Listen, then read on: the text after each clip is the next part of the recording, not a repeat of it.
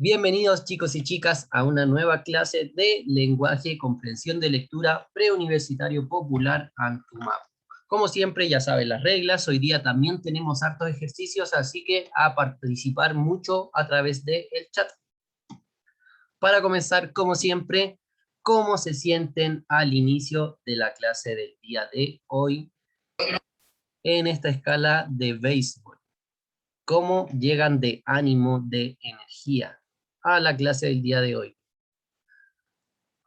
18 le llegó el bat a Luis.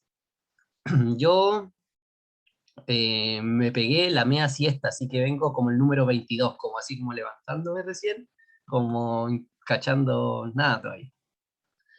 Easy dice 21, como agachado, escondida está la Easy.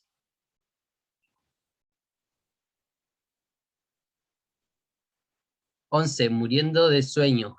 Ánimo Cata, vamos con ánimo. La Fernanda dice 24 y 11. También con sueño, también despertando parece.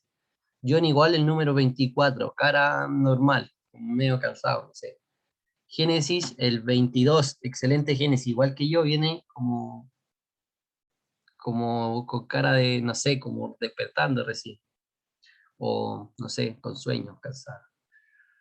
Como siempre, lo importante de las escalas de emociones que les traemos cada clase es motivarlos expectantes, dice, ya, perfecto, perfecto.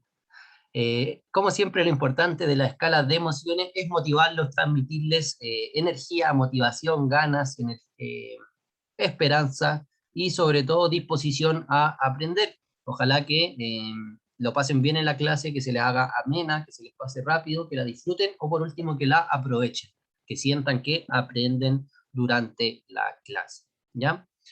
Bueno, y también para saber cómo están, si alguien está bajoneado, todo eso, les preguntamos cómo se sienten al inicio de cada clase. ¿Qué estuvimos viendo ayer, chicos y chicas? ¿Qué vimos ayer? ¿Quién se acuerda?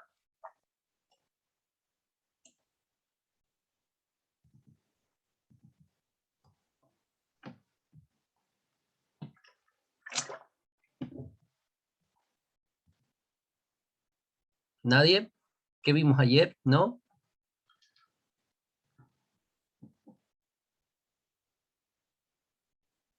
Textos informativos y de opinión. Excelente, Génesis. La clase de ayer estuvimos viendo los textos, el último texto informativo que nos quedaba, que era la reseña, era el último texto informativo que nos quedaba, y vimos los textos de opinión.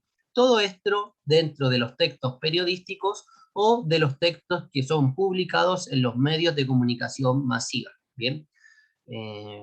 Hoy día vamos a terminar lo que son los ejercicios de los textos de medios de comunicación masiva y vamos a comenzar con una nueva unidad que es los géneros literarios, ¿ya? Así que, excelente Génesis, la última clase terminamos de ver los textos informativos de los medios masivos y vimos los textos de opinión. Ayer terminamos la clase con este ejercicio en donde dijimos que el fragmento lo identificamos como una reseña. ¿Por qué como una reseña? Porque es básicamente un texto muy breve donde se nos presenta la existencia de una obra, en este caso de un libro, de Liliana Colanzi, y nos presentan rápidamente, de forma súper breve, de qué trata ese libro. Bien, en este caso habla de jóvenes perdidos en camino hacia la madurez,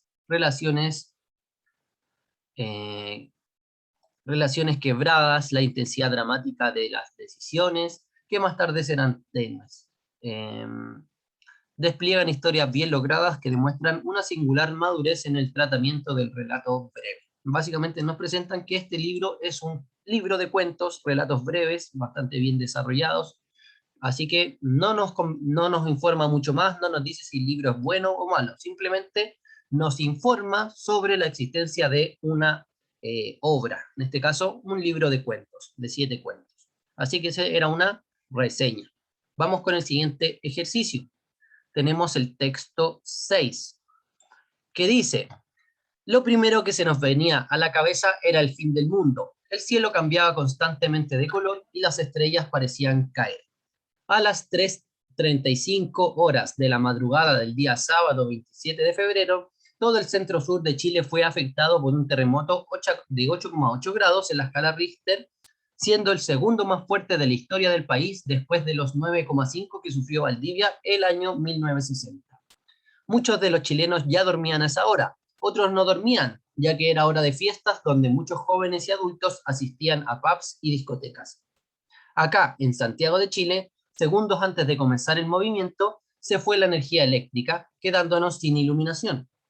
Muchas de las personas se quedaron en los lugares donde estaban, sin buscar resguardo, ya que todo comenzó como un sismo normal, como uno de los muchos que siempre vivimos. Pasados los 30 segundos aproximadamente, la intensidad del movimiento aumentó, llegando a los niveles que después se conoció. Este texto, texto número 6, ¿cómo lo identificarían ustedes? ¿Como una editorial, una reseña, carta al director, noticia o crónica? ¿Qué tipo de texto creen que es el texto número 6? Génesis dice una crónica. Isi también se inclina y Johnny también se inclinan por crónica, igual que Alberto. Muy bien, chicos y chicas, ¿por qué es una crónica en este caso? Está, bueno, editorial, no es cierto, la editorial nos da la opinión sobre un tema polémico, aquí nos están contando la visión de una persona del terremoto del 2010. Reseña obviamente no, eh, carta al director tampoco. Antonia dice porque va de forma cronológica. Excelente, Antonia. En este caso hablamos de una crónica porque es un relato en forma cronológica, un relato temporal de lo que fue ocurriendo durante ese día del terremoto. Dice que al principio pensó que era el fin del mundo porque veía el cielo caer, o sea, el cielo cambiar de color. Luego empieza a describir la fecha y la hora en donde ocurrió esto, y luego empieza como con con el antes y el después, ¿no es cierto? Dice que algunos estaban durmiendo, otros no. Antes del terremoto se cortó la luz, eh, luego de 30 segundos llegó en los niveles que se conoció. En este caso tenemos dos formas de saber de qué es una crónica. Uno, como dice Antonia muy bien, es que va de forma cronológica. El otro es que no está ordenado por orden de importancia. Si se fijan, si fuera una noticia, el segundo párrafo sería lo que veríamos primero, ¿no es cierto? Si fuera una noticia, diría a las 3:35 horas de la madrugada del sábado 27, el centro sur de Chile fue afectado por un terremoto, bla, bla, bla. Eso sería lo primero. En este caso, parte como con la opinión, como cómo se sintieron. Por lo tanto, ya nos deja ver de que no es una noticia. La noticia siempre parte con el título lo más importante y luego va bajando en orden de importancia. En este caso, no se nos presenta así, sino que parte con una apreciación, cómo se sintieron, pensaron que era el fin del mundo, ¿ya? Por lo tanto, podemos saber rápidamente por esas dos cosas que es una crónica. Súper bien. Texto 7. Usted tuvo una vasta trayectoria como velocista infantil y juvenil. Sus récords mundiales aún están imbatidos en ambas categorías. Una información poco conocida por el público. ¿La limpieza de su carrera estaría avalada por estos antecedentes, por esos antecedentes? Por supuesto, yo siento que nací para correr y era el más rápido a los 15, a los 17, a los 20. Fue un talento que descubrí ya estando en mi etapa escolar. No fue algo explosivo de un día para otro. Demostré durante muchos años que estaba destinado a ser un gran corredor. ¿Qué deben hacer los deportistas de alto rendimiento para ayudar a combatir el dopaje? En este trabajo, como muchos otros, este es un trabajo como muchos otros, pero debemos tener cuidado con muchos detalles de lo que hacemos. Hay que estar muy atento a lo que uno come. Pero tengo un super equipo en el que confío plenamente y que me supervisa de manera constante. Hay reglas fijas que uno debe atenerse. Igualmente, el dopaje es un gran problema, aunque los principales encargados de determinar sanciones y procedimientos son otras personas, no los deportistas. Nosotros tenemos un trabajo específico, que es el corazón de esta actividad. Excelente. Ya Johnny, Luis e Isi se inclinan por la alternativa D. De entrevista, D de dopaje, dice la Isi. Génesis también se inclina por la D. Súper, muy bien. En este caso, obviamente es una entrevista y podemos saberlo por qué, porque nos encontramos con diálogo. Además, como ocurre en varios textos de entrevistas, cuando pasan en limpio una entrevista, separan, se separa claramente lo que son la pregunta del periodista o de, no sé, el entrevistador, de lo que son las respuestas de la persona entrevistada. Aquí en negrita aparecen las preguntas del periodista o de la periodista, y no en negrita, normal, aparece la respuesta que da, en este caso, el deportista, eh, el atleta, a las preguntas que le hacen. Por lo tanto, por eso podemos saber de qué es una entrevista, porque hay preguntas, la responde otra persona, se forma ese diálogo, ¿no es cierto? Y además también aparecen señalada cuál es el cambio de, como de palabra, ¿no es cierto? En negrita las palabras del entrevistador y no en negrita, en letra normal, la respuesta del entrevistado o entrevistada. Así que en este caso tenemos una entrevista, bastante evidente que era entrevista. Muy bien. Vamos con el último, un poco más largo. En entrevista a este medio, el director de la Oficina Nacional de Emergencia señaló que recientemente se promulgó la Política Nacional de Gestión de Riesgos y Desastres y se presentarán indicaciones al proyecto de ley que reestructura dicho organismo, creando el Servicio Nacional de Gestión de Riesgos y Emergencias. Mediante dichas indicaciones, se dotaría a la UNEMI de una nueva institucionalidad, quedando en calidad de servicio público y con facultades decidoras, como oponerse a la construcción en zonas de riesgo, planificación y fiscalización. El terremoto y maremoto de febrero de 2010 pusieron de manifiesto que el sistema de emergencias y de respuesta a las catástrofes sufría de graves debilidades y carencias. El país, que periódicamente sufre los embates de la naturaleza, no le había otorgado la prioridad necesaria. Desde esa oportunidad, aprendiendo de la experiencia, se han hecho avances importantes que han permitido abordar con mejor éxito las emergencias que se han presentado, lo que es un indicativo de que el principal problema no está en la normativa legal. Sin embargo, en marzo de 2011, la administración anterior envió al Congreso un proyecto de ley que fortalecía e institucionalizaba los mecanismos para enfrentar las catástrofes, creando un Sistema Nacional de Emergencias y Protección Civil y una Agencia Nacional de Protección Civil. Dicha iniciativa legal se acerca a los 4 años de tramitación en el Congreso, habiendo pasado ya por la Cámara de Diputados y encontrándose en el Senado desde marzo de 2013, en el que ha avanzado muy poco, no obstante que siempre se mantuvo con urgencia.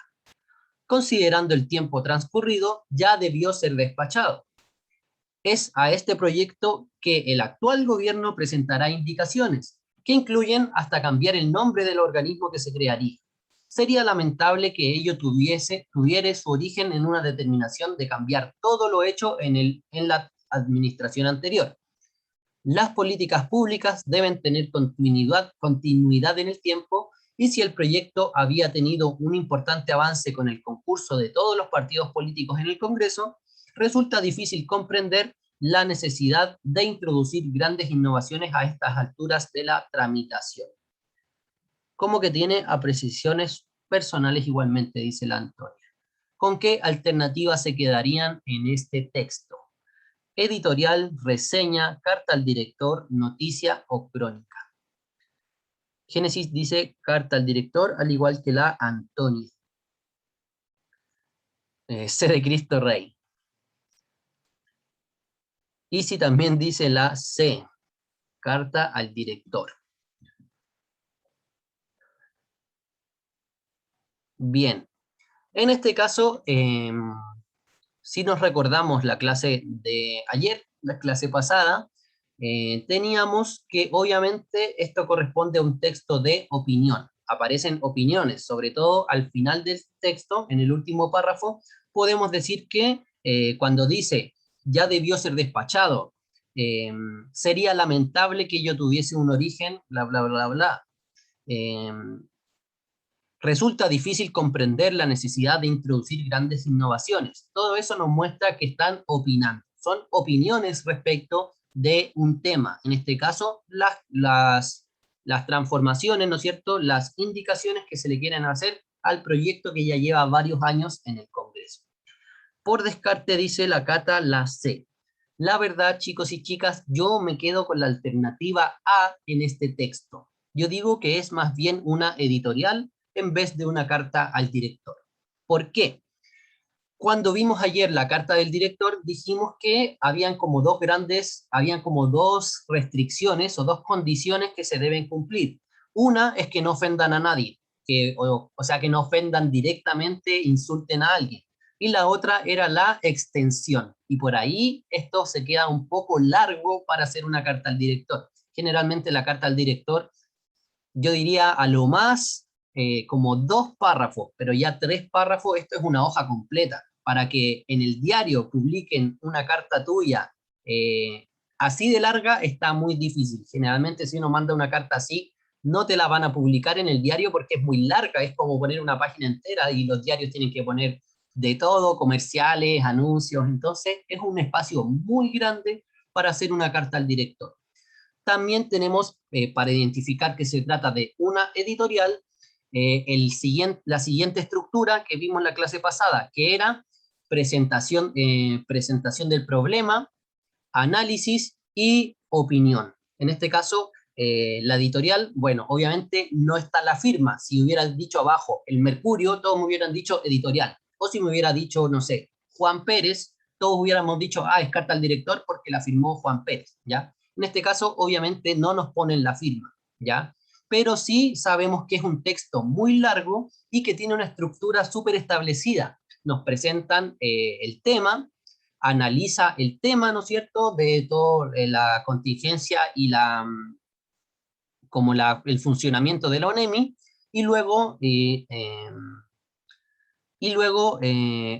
opina sobre el hecho de cambiar este proyecto de ley que lleva tantos años en el Congreso, que ha avanzado tan poco. ¿Para qué lo vamos a demorar más haciéndole cambios solamente porque es una ley del gobierno anterior, ¿no es cierto? Y esa es como la opinión del medio. Así que en este caso nos quedamos con que es una editorial. Obviamente no, ojalá que en la prueba, si es que nos parece una pregunta así, salga la firma, pero ya por la extensión y por la estructura súper establecida, podemos saber de qué es una editorial.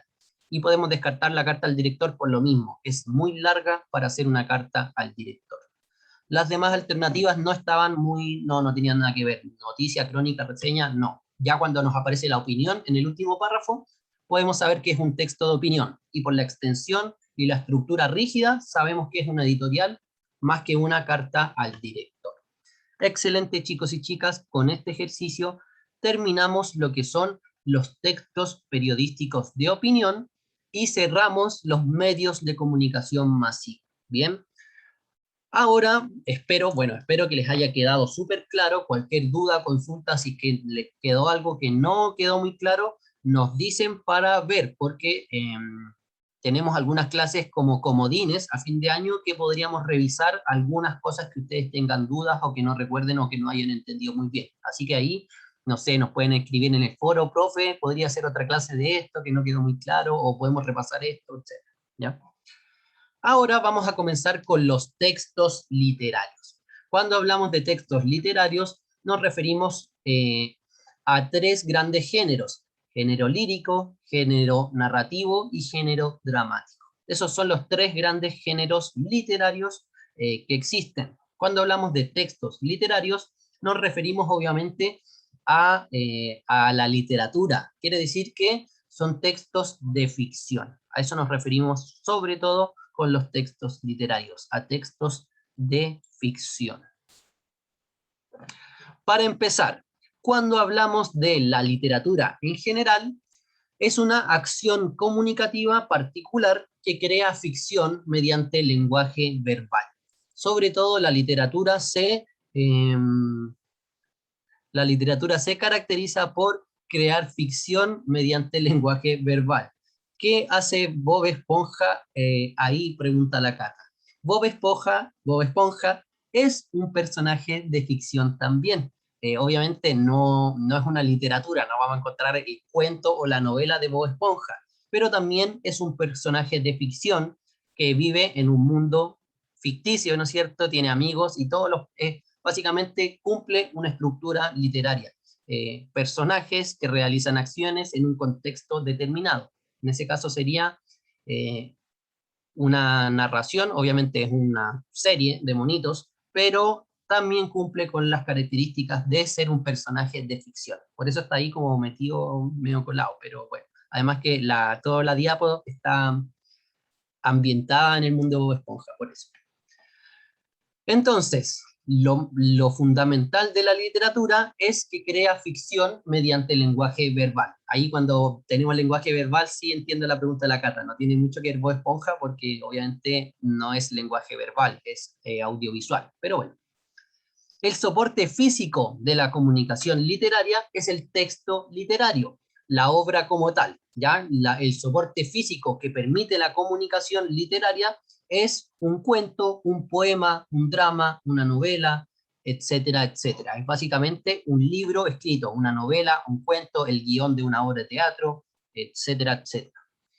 Las obras literarias se pueden observar desde dos puntos. Podemos analizar, se estudian las obras literarias desde dos puntos, desde el plano de la enunciación o desde el plano del enunciado.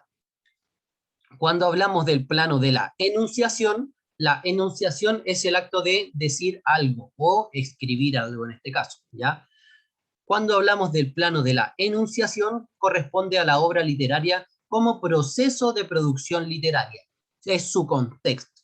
Cuando analizamos el plano de la enunciación, tenemos que ver en qué año se escribió la obra, en qué contexto se escribió la obra, la sociedad de ese tiempo, etcétera, etcétera. Por ejemplo, si pensamos en, no sé, el plano de la enunciación de Bob Esponja, por ejemplo, ya, Bob Esponja, no sé, debe haber salido en los 2000, más o menos. Nickelodeon publicó Bob Esponja en los años 2000. Por lo tanto, tenemos que pensar cómo estaba Nickelodeon en los años 2000, a qué público apuntaba, cuáles eran las series de monitos favoritas en esa época, por qué tuvo una repercusión tan importante en algunas personas, no sé.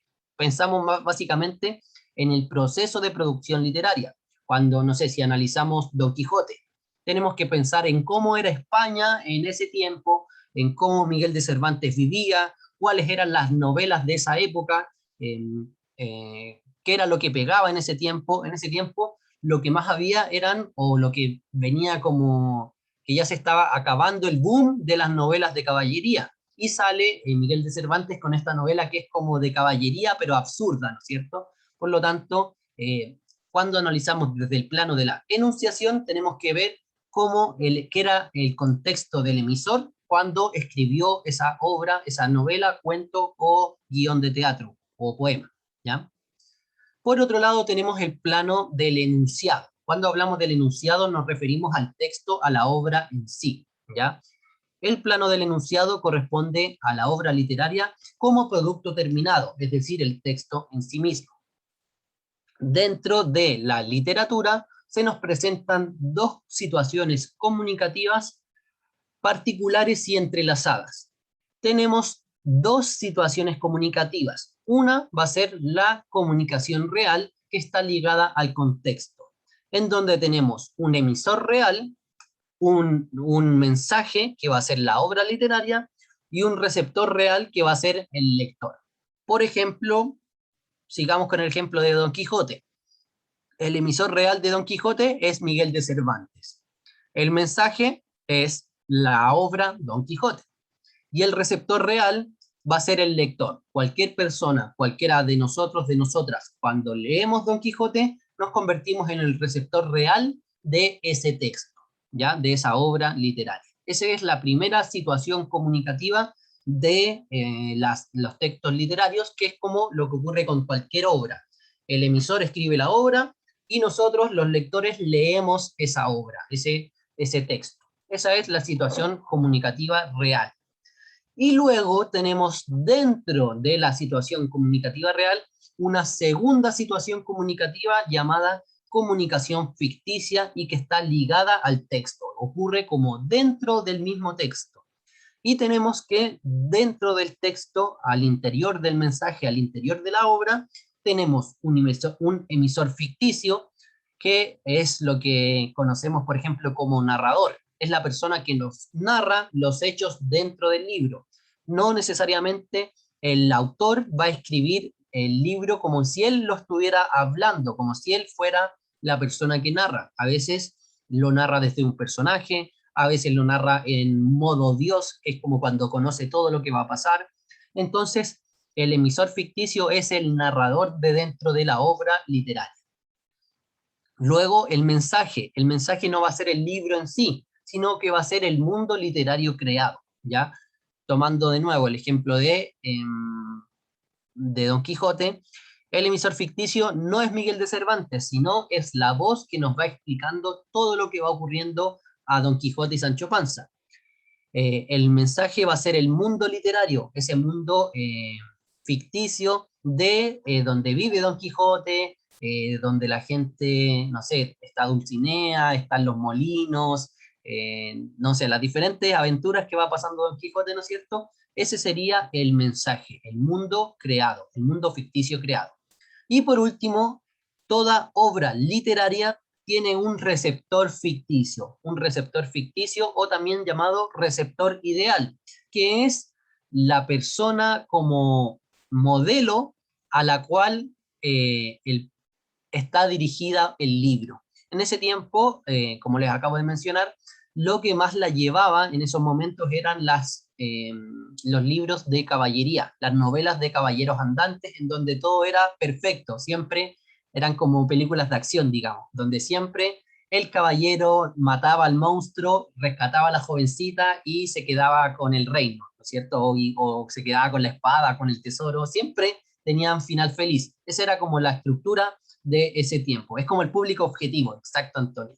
Ese es el receptor ficticio. Es como las personas a las cuales se les escribe la obra, pero en ese contexto, ¿ya? No me acuerdo el año en que se publicó el Don Quijote, pero claro, es el público objetivo de esa época, es el público que le gustaba la novela de caballería de como muy establecido ese estilo de personaje valeroso, caballero, no sé, como fuerte, valiente, responsable, que va a defender el nombre del rey, el orgullo de su reina, rescata a la princesa, se enamora de ella, mata al dragón, consigue la espada, se consigue el tesoro y vuelve al reino como un héroe. Siempre era como esa misma estructura y Don Quijote, o sea, Don Quijote, Miguel de Cervantes, escribe una obra de caballería, pero un poco a la payasada, ¿no es cierto? Como que el héroe, el caballero, es un viejo medio demacrado, como que no se la puede, se manda a cagar de repente,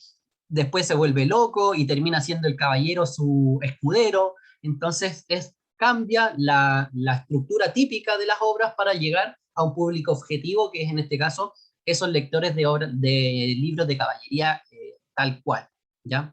Así que esas son las dos situaciones comunicativas que están en las obras literarias. La situación comunicativa real es autor del texto, en la obra, y receptor real, las personas que van a leer de aquí al infinito esa obra. Pero dentro de la misma obra tenemos una segunda situación comunicativa que es el emisor ficticio, el narrador de la obra, el mundo creado, lo que vamos leyendo, y finalmente un receptor ficticio, que es como una persona, un público objetivo, como dice muy bien Lanto, que para ese contexto, para esa sociedad, para esa cultura, le va a parecer un libro súper interesante o atractivo. Muchas veces ahora la gente lee Don Quijote y es como, uy, no entiendo nada, está redactado a lo antiguo, que fome el libro, es terrible largo, pero en ese tiempo la gente leía así y se lo devoraba, era como, oh, libro bueno, qué bacán, no puedo creer que el caballero esté dando la cacha, entonces como que es un público objetivo, un receptor ficticio ideal para esa obra determinada. Esas son las dos situaciones comunicativas que encontramos dentro de los textos literarios. Cuando hablamos de los textos literarios, siempre se dividen en tres grandes géneros, ¿ya? Los géneros literarios son conceptos amplios que permiten clasificar las obras literarias. Y tenemos los tres géneros bien conocidos, que son el género narrativo, el género lírico y el género dramático. De estos ya vimos el género narrativo, o lo que es los textos narrativos, ya conocemos sus principales características, ¿no es cierto? ¿Cuáles eran las características típicas de un texto narrativo? Un relato, una secuencia de acciones que son realizadas por los personajes en un determinado contexto y obviamente a través de un narrador. Esos eran como los 4 o 5 ingredientes principales de todo texto narrativo. Personajes que realizan acciones en un contexto determinado y con la voz de un narrador que nos va contando esas acciones, ¿no es cierto? Género narrativo, relato de acciones o de acontecimientos realizado por personajes en espacios y tiempos posibles, constituyendo un mundo ficticio, o bueno, también teníamos que hay textos narrativos no ficticios, como los libros de historia o las autobiografías, por ejemplo, ¿ya? Pero en este caso estamos netamente en el género literario, o sea, libros de ficción. Cuando hablamos del género narrativo, ¿cuál va a ser la función del lenguaje dominante? La función referencial o representativa. ¿Por qué va a dominar la función referencial o representativa? Porque obviamente lo más importante de las narraciones del género narrativo son los acontecimientos que ocurren, los acontecimientos, los hechos que ocurren realizados por los personajes. Entonces, lo más importante de un libro es qué va pasando, qué está ocurriendo en la obra. Por lo tanto, lo que va a dominar es la función referencial. Va a dominar aquello que queremos referirnos o representar de la realidad. No sé, Don Quijote va con su caballo y su lanza y ataca el molino lo engancha y se queda dando vueltas. Entonces, lo más importante de la narración son los acontecimientos que van ocurriendo, por lo tanto, domina la función referencial o representativa.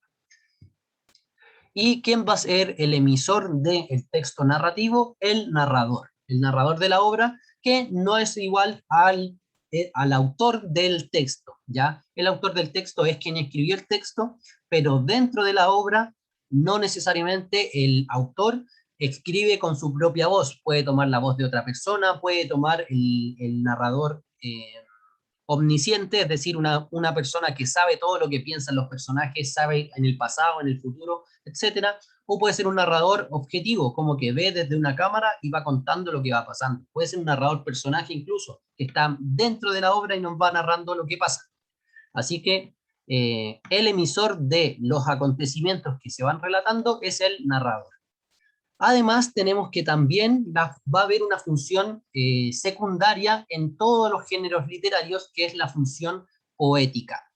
La función poética está obviamente relacionada con el mensaje, con que el libro en sí mismo, el mensaje escrito, sea poético, sea bello. Con esto nos referimos a que, obviamente, los textos literarios están bien escritos, están escritos de una manera que uno engancha, de una manera que el mensaje sea bello. Por lo tanto, la función poética va a estar ligada a la literatura en general como tipo de discurso, en donde obviamente se ocupa un lenguaje bello, un lenguaje armonioso o atractivo para el lector, ¿ya? Ese respecto al género narrativo. Luego tenemos el género lírico. El género lírico, ¿cuál es el género lírico? Los poemas. Cuando nos referimos a la lírica, son los poemas. ¿Por qué la lírica se relaciona con los poemas? Bueno, la lírica o la palabra del género lírico viene de el instrumento lira. Si buscan ahí en Google, les va a salir que la lira era como una pequeña arpa que ocupaban los rapsodas o también los cantares de juglares de gesta, algo así, que eran básicamente como viajeros que contaban historias en verso musicalizado a través de viajando contaban las historias. Por lo tanto, básicamente ellos fueron los que empezaron a transmitir las historias a través de canciones y por eso quedó como los poemas en verso, porque tienen una musicalidad. Generalmente la mayoría de los poemas están escritos en versos y que tienen, ¿no es cierto?, como una cadencia, una musicalidad, a veces tienen rima, entonces tenemos que la lira acompaña a esta musicalidad de la narración de historias orales que tarde a la larga se transformó en los poemas. El género lírico, los poemas, se caracterizan por la expresión de la subjetividad, por la expresión de la opinión de los sentimientos del poeta o de la poetisa. Se caracteriza por manifestar el estado anímico mediante la interiorización del mundo objetivo. Generalmente los poemas hablan de algo y expresan la emoción del poeta. Por eso la función dominante va a ser la función emotiva o expresiva. Lo que más domina en los poemas son las emociones o las expresiones, las sensaciones del poeta o la poetisa. Y cuando hablamos del emisor del género lírico, nos encontramos que es el hablante lírico. Básicamente es la misma figura del narrador, el hablante lírico, pero para los poemas. Cuando tenemos el narrador de los poemas, se llama hablante lírico, y es la voz que nos va contando el poema, la voz que nos va narrando, o sea, no narrando, sino la voz que nos va cantando el poema, por decirlo de una forma. Finalmente tenemos el género dramático. El género dramático obviamente se refiere a las obras de teatro, los dramas o, bueno, también comedias o tragedias, pero cuando decimos drama englobamos esos tres subgéneros del género dramático. El género dramático son todas las obras de teatro, todos los textos literarios que poseen virtualidad teatral, es decir, que son escritos para ser representados ante un público. ¿Ya? El género dramático, como les digo, se divide en tres subáreas: comedia, tragedia y drama. Pero todos los textos del género dramático se caracterizan por tener virtualidad teatral. Están escritos para ser representados ante un público por un elenco de actores en un escenario. ¿Cuál va a ser la función dominante del género dramático? La función apelativa o conativa. Al igual que el texto argumentativo, en el género dramático lo que más importa es calar en el receptor, como despertar alguna emoción, alguna respuesta en el receptor. Si es una comedia, obviamente busca hacer reír al receptor, al espectador. Si es una tragedia, busca hacer llorar o entristecer o conmover al espectador. Y por último, si es drama, ahí ya se mezcla un poco de todo. Los dramas tienen comedia y tragedia, por lo tanto, pero de todas maneras buscan la recepción, la acogida y que una respuesta en la emotividad del receptor. Por eso siempre en el género dramático, las obras de teatro, domina la función apelativa o conativa que apela una respuesta en el receptor. Cuando hablamos de el emisor del texto dramático, tenemos que es el hablante dramático. Al igual que en el género lírico, el emisor es el hablante lírico, en el género dramático, el emisor es el hablante dramático. No es lo mismo que el escritor, el autor de la obra, la persona que escribe la obra de teatro, no es la misma voz del narrador dentro de la obra, sino que obviamente no necesariamente el director o el autor de la obra habla en la obra, así que ese es el hablante dramático. La voz de narrador que está dentro de la obra se llama hablante dramático. Dentro del contenido de los géneros dramáticos, en la literatura existen tres grandes temas que son ideas centrales, grandes como columnas que orientan casi todas las obras literarias, ya cuentos, novelas, poemas, obras de teatro, la mayoría, por no decir todas, se engloban en uno o más de uno de estos grandes temas. ¿Cuáles son estos grandes temas en torno a los cuales se ha organizado el conjunto de todas las obras? El amor, la muerte y el viaje. Esos son los tres grandes temas de las obras literarias. Además, existen los tópicos literarios. Cuando hablamos de tópicos literarios, son una serie de lugares comunes tradicionales que básicamente se comportan como clichés y se reiteran a través del tiempo. Ya cuando hablamos de los tópicos literarios, son como clichés, como ideas muy repetidas en la literatura, y por otro lado encontramos los grandes temas que son como la columna vertebral de la mayoría de, o por no decir todas, las obras literarias. Muchas veces varias obras tienen dos o incluso los tres grandes temas. No así los tópicos, es difícil como que, bueno, igual también pueden tener varios tópicos, aunque generalmente los tópicos están más asociados al género lírico que a las obras, no sé, narrativas o dramáticas, ¿ya? Igual lo podemos encontrar, pero los tópicos literarios son más asociados a los poemas, más que nada, ¿ya? Dentro de los grandes temas tenemos el amor, la muerte y el viaje. Además, estos grandes temas se dividen en subtemas, que pueden ser, por ejemplo, dentro del amor encontramos el amor sensual, que tiene que ver obviamente con el amor físico, la atracción física, la atracción sexual. Tenemos el amor imposible o irrealizable, el amor como amor, el mal dicho amor platónico, porque el amor platónico obviamente es un amor intelectual, pero ahora nosotros entendemos como amor platónico un amor imposible, ¿ya? Amor imposible tenemos obviamente, el ejemplo más claro es Romeo y Julieta, dos personas que se aman, pero de familias que son enemigas. Ese es como el típico ejemplo de amor imposible o irrealizable. Dos familias que se odian, pero sus hijos están enamorados. Tenemos el amor idealizado, en donde la persona amada es considerada superior en todo ámbito. Yo aquí dejaría más bien el amor platónico, porque era una relación que se daba siempre entre el maestro y su aprendiz, ¿ya? Pero en el amor idealizado, la persona amada siempre va a ser superior en todo ámbito. Tenemos el amor tirano, que esclaviza y que está vinculado a los senos, a los senos, a los celos, perdón, a los celos, obviamente como relaciones más tóxicas en donde una persona es como sometida por la otra. El amor como liberación, tenemos el amor místico, que es amor a Dios, y el amor filial, que es el amor entre padres e hijos o madres e hijos e hijas, ¿ya?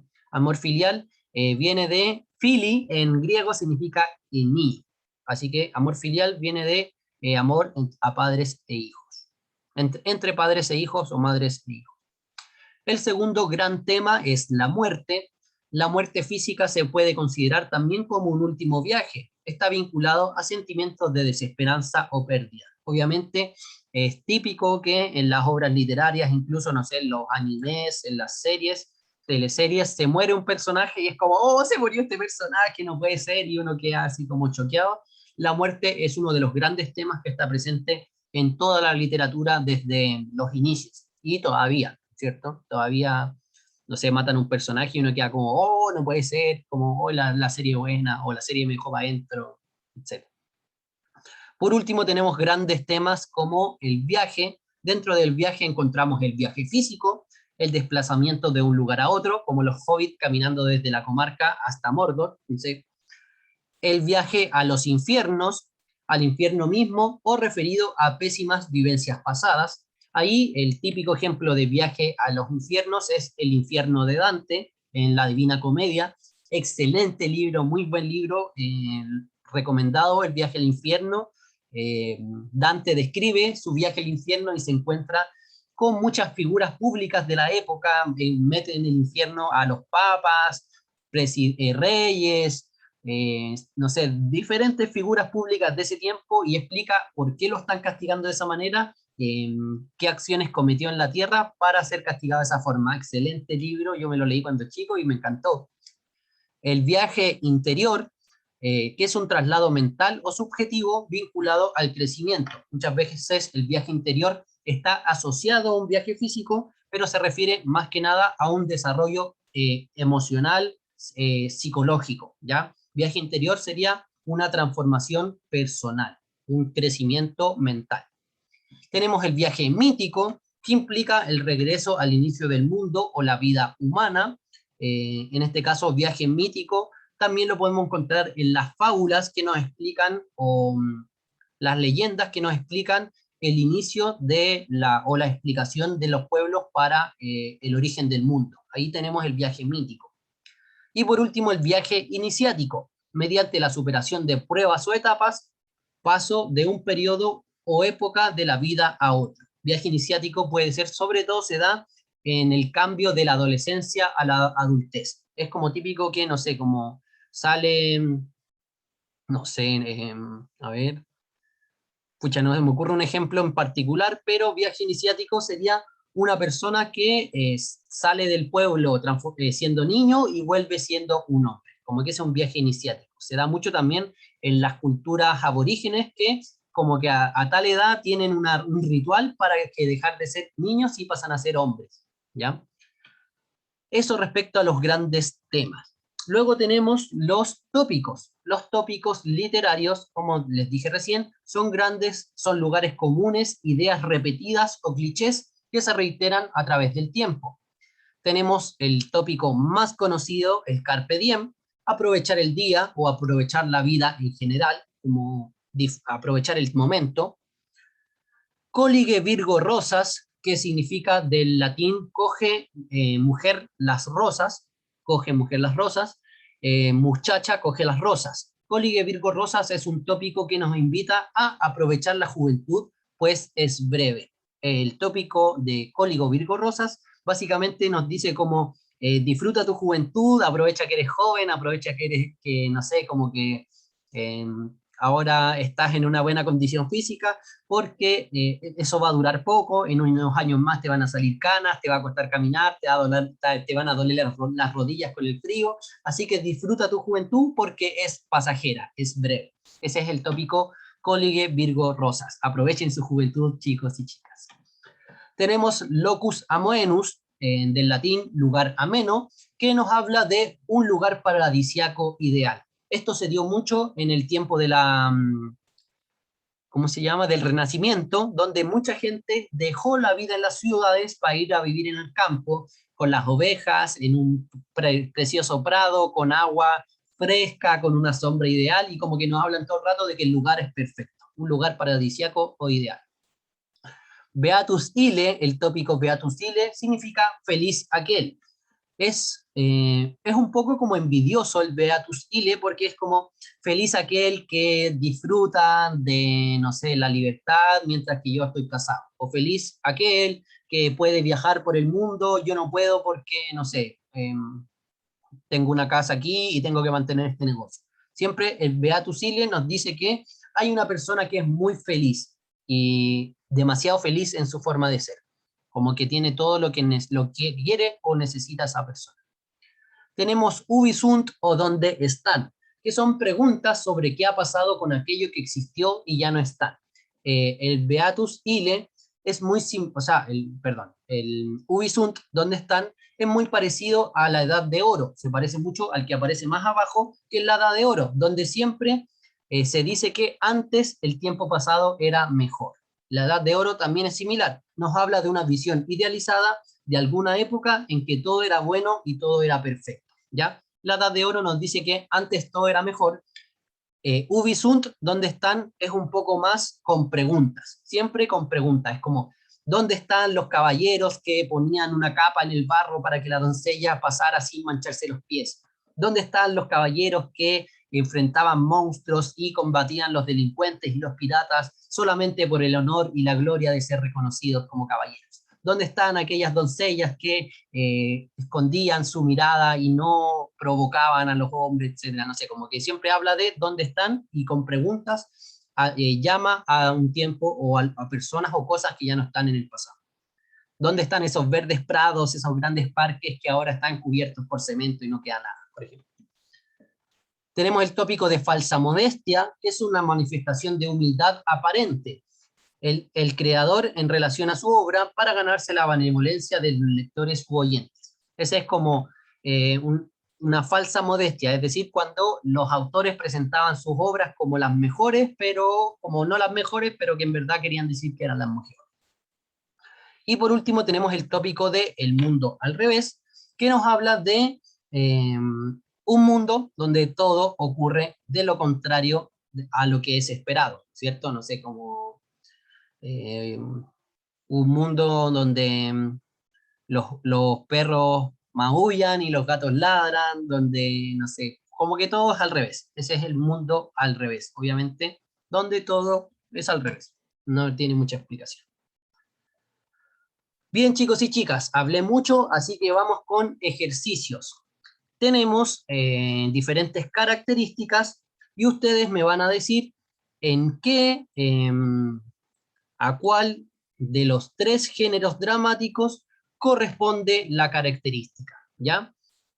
Así que, como siempre, a través del chat, ustedes me van diciendo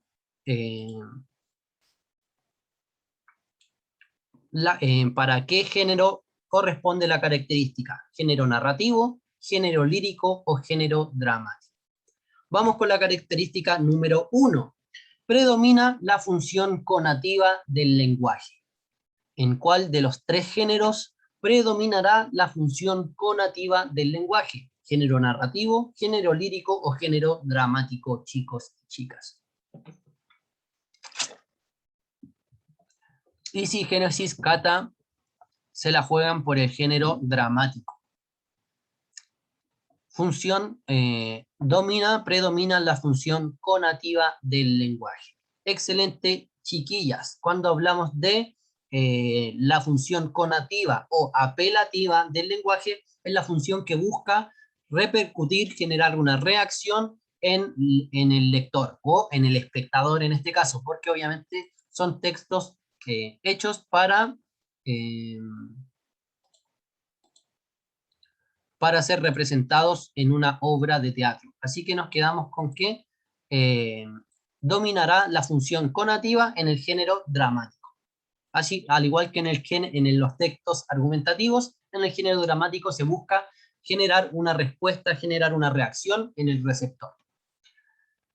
2. Posee virtualidad teatral.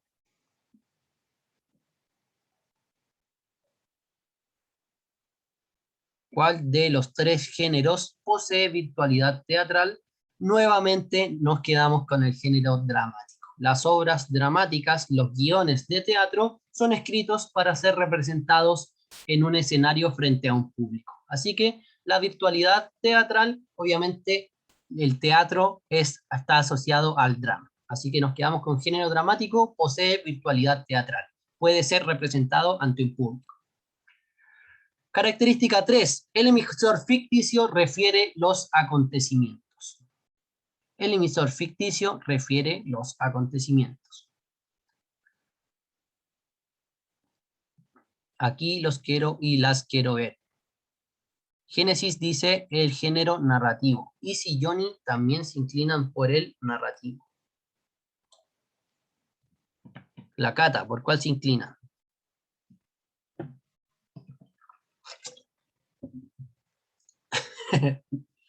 Se complicó la Cata. El emisor ficticio refiere los acontecimientos.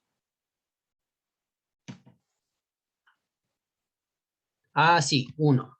Excelente, chicos y chicas. Hablamos de el emisor ficticio, refiere los acontecimientos. El género narrativa, omití ficticio. Ya, no, sí. Si fuera emisor, podrían ser los tres. Pero cuando hablamos de emisor ficticio, nos referimos a que es no el autor de la obra, sino el narrador. En este caso, el emisor ficticio o narrador es quien se refiere, quien nos va contando los acontecimientos. Podríamos sacarlo también por la palabra refiere. Cuando nos dice refiere los acontecimientos, sabemos que está dominando la función referencial y con acontecimientos nos referimos a las acciones que van realizando los personajes. Así que nos quedamos con género narrativo, posee un emisor ficticio, diferente al autor de la obra que sería el emisor real. Muy bien. Característica 4, se caracteriza por la musicalidad. ¿Cuál género se caracteriza por su musicalidad? Excelente, chiquillas. Y si Génesis se inclinan por el género lírico. Como les contaba, el género lírico toma su nombre de la lira, que era el instrumento con que los rapsodas y juglares de gesta, eso era, iban cantando no sé, las diferentes historias. Por ejemplo, no sé, el rapsoda, el rapsoda se sabía la Odisea en versos y con una canción para como cada parte. Entonces, la musicalidad domina en el género lírico. Los poemas tienen esa musicalidad de como que uno los lee y como que van rimando, o tienen como una cadencia, una cantidad ¿cómo se llama?, de sílabas determinada que nos hacen leerlo como súper fluido, nos da esa musicalidad. Así que nos quedamos en la lila libertaria. Sí, nos quedamos con eh, género lírico, ¿no es cierto? Como la cantidad de sílabas que tienen cada verso, nos hace leerlos como con una cadencia, con un ritmo determinado, y ese le da la musicalidad, además de las rimas, hace que sea como cantadito los poemas. 5. Predomina la función representativa del lenguaje. ¿En cuál de estos tres géneros predominará la función representativa del lenguaje?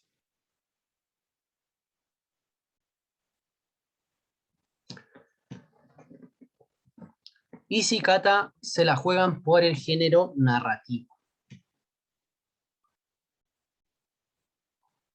Predomina la función representativa del lenguaje.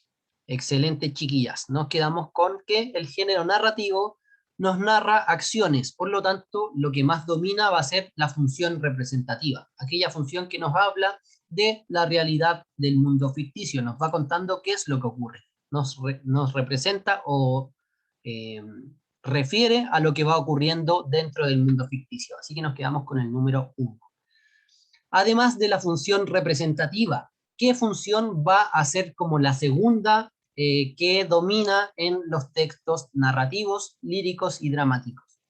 Lo vimos también que había una función que estaba como en los tres géneros. ¿Cuál era esa función, si alguien se acuerda?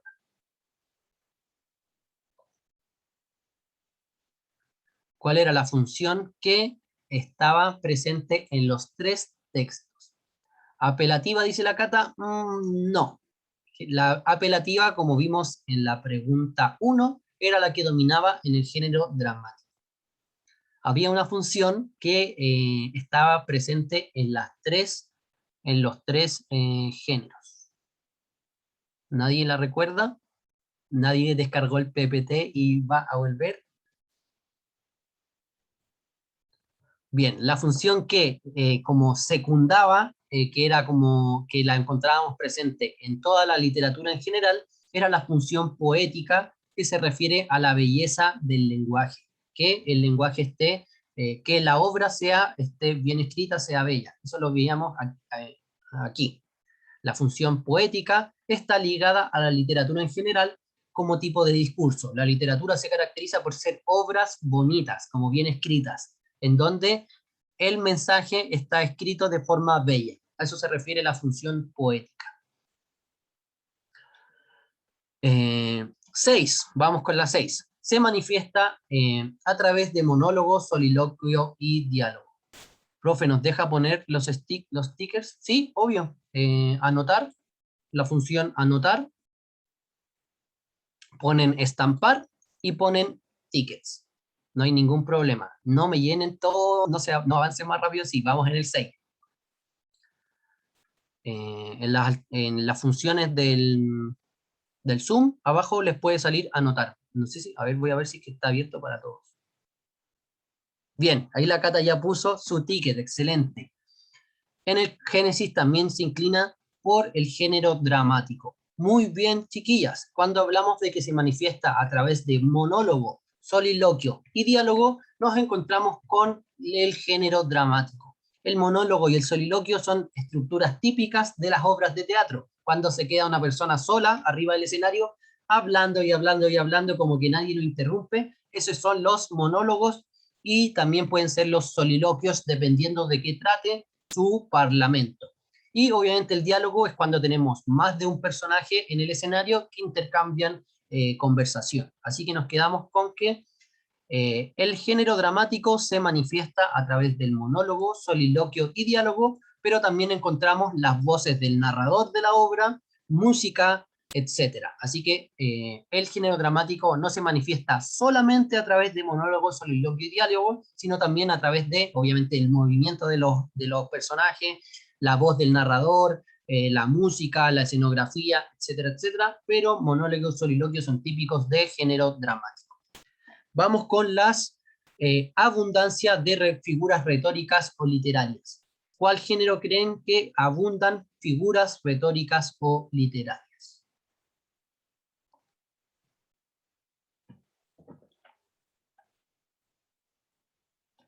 ¿En cuál de los tres géneros encontramos abundancia de figuras literarias o retóricas?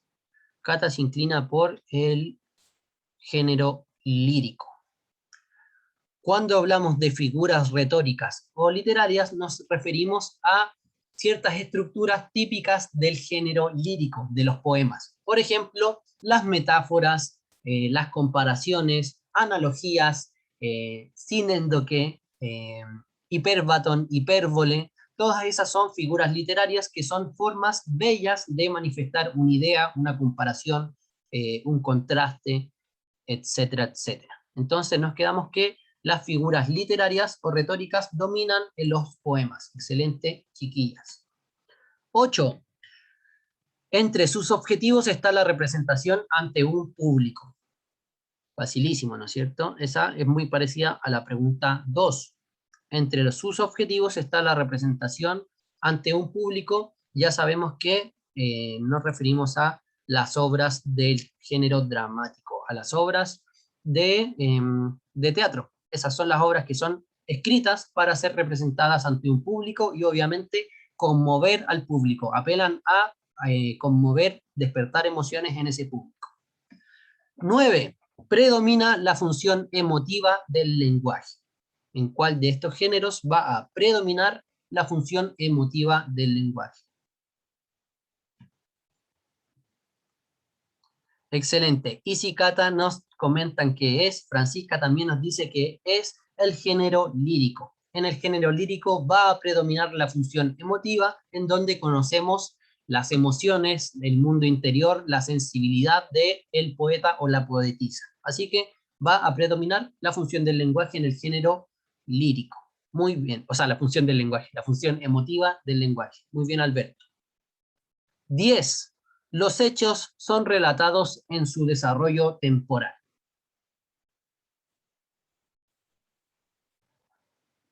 ¿En cuál género los hechos son relatados en su desarrollo temporal? Isi y Cata nos dicen género narrativo. Excelente, chicas. Cuando hablamos de el desarrollo temporal, secuencia, ¿no es cierto?, de acciones, nos referimos al género narrativo. Los hechos son representados, son relatados en su desarrollo temporal. Muy bien, Génesis. ¿Habrá algún otro texto que también pueda tener esta estructura? ¿Algún otro tipo de género que también nos puede presentar los hechos en un desarrollo temporal? Excelente, Isi, muy bien. En el género dramático también se nos presentan los hechos relatados en su desarrollo temporal. Si se fijan, bueno, y también como los chistes, acto 1, acto 2, acto 3. Los géneros dramáticos también conlleva personajes que realizan acciones en un determinado contexto. Solamente que obviamente tienen otro enfoque. Son acciones que son escritas para ser representadas ante un público, pero también tienen esa estructura temporal en donde el personaje, no sé, parte el personaje, conoce a otro, van avanzando por aventuras y finalmente resuelven el conflicto en el acto final. Así que también nos quedamos que hay un relato temporal, una secuencia temporal, una secuencia narrativa dentro de las obras dramáticas. Muy bien, bienísimo. 11. Las secuencias narrativas y descriptivas están subordinadas a la subjetividad del hablante. Las secuencias narrativas y descriptivas están subordinadas a la subjetividad del hablante. ¿Cuál género lo encontraremos aquí? Cata dice el género lírico. Génesis también se inclina por el género lírico.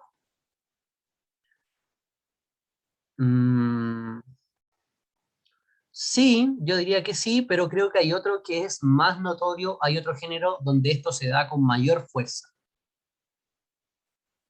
Francisca dice el 3, el género dramático.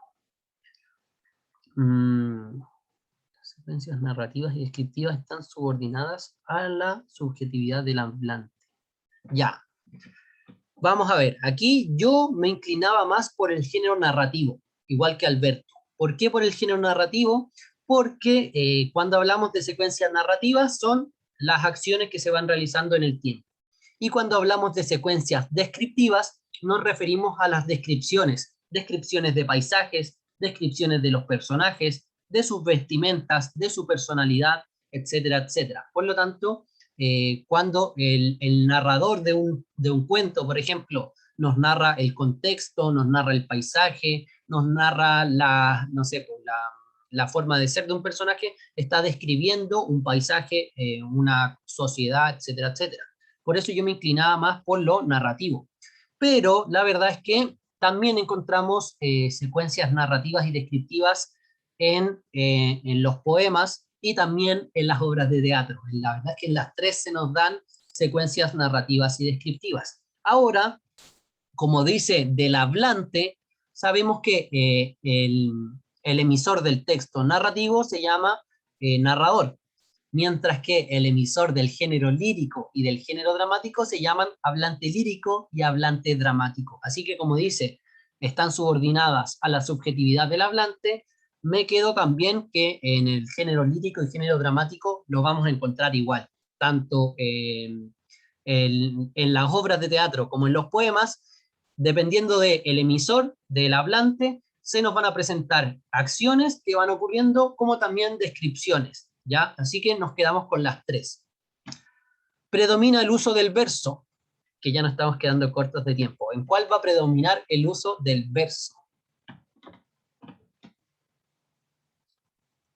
Excelente Génesis, excelente Alberto, Cata. Muy bien. Obviamente los versos son típicos de los poemas, del género lírico. Y la última, desarrolla un conflicto a través del diálogo de los personajes. Génesis, Cata, Alberto, excelente. Se inclinan por el género dramático. Obviamente, en las obras dramáticas, en las obras de teatro, se desarrolla un conflicto a través del diálogo de los personajes. Esto también ocurre en el género narrativo, pero yo creo que aquí está más referido a las obras de teatro cuando nos habla del diálogo de los personajes. Aunque también sabemos que el género narrativo, las narraciones tienen un conflicto que va en aumento hasta llegar al clímax y llegamos a una nueva situación de equilibrio, donde también encontramos conflicto y diálogo de los personajes. Ahora no se da siempre, hay cuentos en donde no hay diálogo, por eso sí o sí esto lo vamos a encontrar más en el género dramático, pero también hay muchos cuentos y novelas que tienen diálogo. Hay algunos que no, por eso pongo solo un tic. Excelente, chicos y chicas, espero que les haya gustado esta clase introductoria sobre los géneros narrativos, o sea, sobre la literatura, sobre los géneros literarios. Un gran abrazo, que estén muy bien, chicos y chicas, muchas gracias por la participación, me encantó que me pidieran estampar, que me pidieran poner los stickers, no se me había ocurrido, así que muy buena acotación, muy buena iniciativa. Sí, fue muy entretenido. Muchas gracias, Cata, por la idea. Muchas gracias a ustedes, chiquillos, chiquillas, que estén muy bien. Una estrella para la Cata, 50 puntos para la Cata. Y nada, nos vemos el próximo miércoles. Muchas gracias por su asistencia y participación. Yo también la pasé muy bien en la clase. Nos estamos viendo la próxima semana. Que estén muy bien, chicos y chicas. Un abrazo, se me cuidan. Y eso. Chau, chau. Gracias a ustedes. Se pasaron. Me encantó su participación. Nos vemos en la próxima clase. Adiós, que estén bien, se me cuidan. Chau, chau. Gracias, gracias a ustedes.